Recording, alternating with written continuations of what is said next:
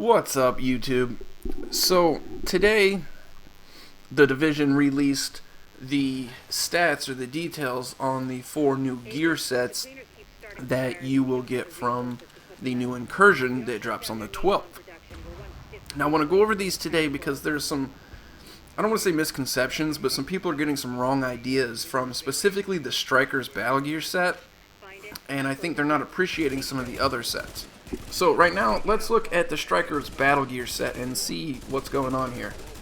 So first, 2 items of the set grant you 20% enemy armor damage. 3 items of the set grants you 100% critical hit damage. And we're going to come back to this here in just a second. And having the complete set gives you the talent Shooter, which every consecutive hit deals 1% more damage, stacks up to 100%, missing shots drops bonus by 2%, bonus is reduced by 1% every second. Okay, now before we get into these other sets, I want to specifically talk about this one. Okay, people are losing their shit because it says 100% crit hit damage. That is not crit hit chance. So one, you have to be skilled. And a lot of people are saying immediately, oh, the Vector, this is going to be OP with the Vector, it's going to break the game. And that's the farthest from the truth. The problem is the Vector is an SMG. It has no medium to long range accuracy. Okay, so for you to be able to get crit shots, aka headshots, with the Vector at a medium to long range to even use that bonus is going to be ridiculously hard to do. Plus, on top of that, look at the talent. If you have the complete set, every consecutive hit deals 1% more damage. Okay, 1%, it helps, but it's not like, oh my god. But it does stack up to 100%, so in that sense, yes. But that's not really going to apply to, say, PvP or going rogue, because it's consecutive hits. That means shots on, bam, bam, bam, bam, bam, bam. Okay, realistically, with moving targets, that's going to be a little bit harder. That's more designed for, named NPCs, bosses, etc. that don't really move that fast. Plus, you have missing shots drops bonus by 2%. This is fucking important, okay? With the Vector specifically, it is very difficult to get all your shots on a target, and incredibly godlike difficulty to hit all your shots, headshots, crit shots with the Vector, especially on an actual player. NPCs, it's a little different. They're kind of stupid. Players, there's always a curb. Then, bonus is reduced by 1% every second. So every second that I assume that you're not hitting consecutive hits, your bonus is dropping back down to normal. So let's say you're camping on the extraction point waiting to steal people's shit, because that's what you do. You're not gonna get the full bonus that you think you are. Now, when I was on Facebook and I guess debating this with other players, one guy was saying, well, I'm just gonna camp the extractions with my Vector, and I'm just gonna wait till they're extracting and mow them down with headshots. Okay, if that's what you want to do, whatever. That would probably piss me off, but if you're able to successfully land all your shots, that's great. I do believe you'll still get your bonus, your 100% crit hit damage, if you're able to maintain those headshots. I can't do that. That just might be my skill level, but I don't think the average player is going to be able to just consecutively mow people down with headshots, unless the player just stands there and takes it. So, whatever. I don't see that being that big of a deal as far as PvP goes. Now, when you're talking about NPCs and bosses and stuff, it's going to be highly effective. So, just be careful with misreading that, because people are skewing it as you're going to get 100% crit shot damage no matter what, and that's not the case. Now, moving on to Path of the Nomad. Having 2 items gives you 50% scavenging, at this point in the game, you really don't need that. But again, this is just geared for solo players. So 3 items in the set grants 20% health on kill. That's actually pretty useful.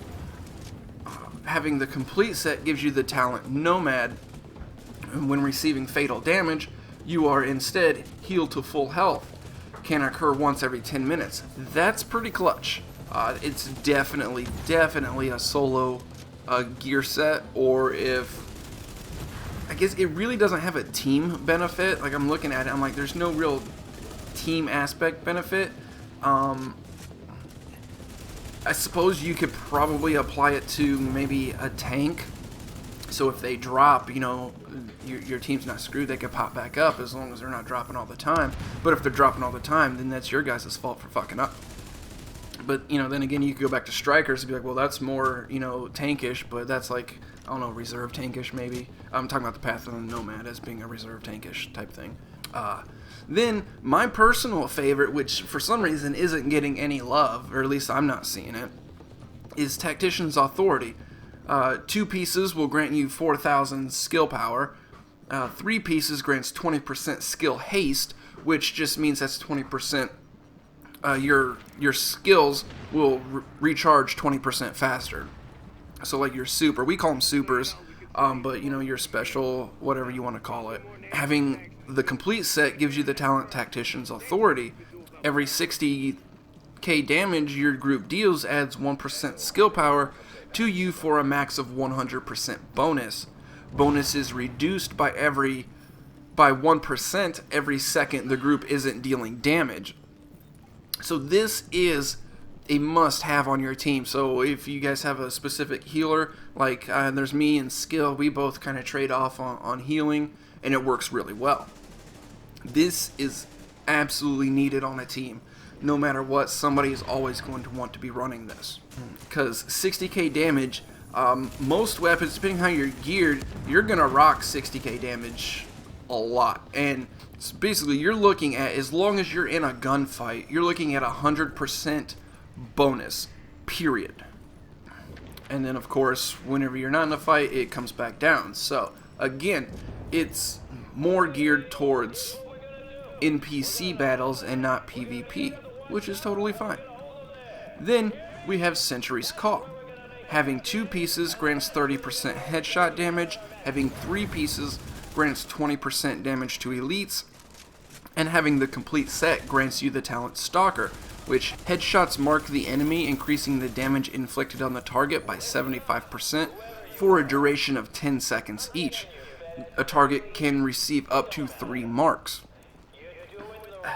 I don't see the benefit in having 3 members of your team running this, because it would be more beneficial to have at least 1 striker, 1 tactician, and 1 sentries. You could probably get away with 2 sentries. Like, yeah, running 3 sentry calls, you do get, you know, I guess, the increased damage, and it does stack up to 3 times, but it's only for 10 seconds each, so there's not really much to it. Like, it's like a short burst rather than the full duration. So running at least, you know, 1 strikers, 1 tacticians, and maybe 2 sentries would be good. But I think, honestly, it would probably be better to either run 2 strikers or maybe even 2 tacticians. But again, that's just my opinion. It's no real fact. Maybe once the gear sets come out, you know, I'll see if we can maybe figure out, you know, the best setup for a group. You know, I'll work on that and see. But as for right now, 1 sentry call is probably going to be good. You're going to want to focus on tactician and strikers mostly. But anyways, that's what's coming out. So hopefully you guys are ready. These aren't going to be, I don't think anybody's going to get these day 1. So don't expect to see full sets on the first day, because that's just not going to be feasible. Anyways, hopefully you guys enjoyed. And once more gear sets come out, obviously, you know, we'll go through them and figure out what's up. So, Like I said, I hope you guys enjoyed. I hope you guys learned something. Let me know what you're going to be running in the comments below. And as always, until next time.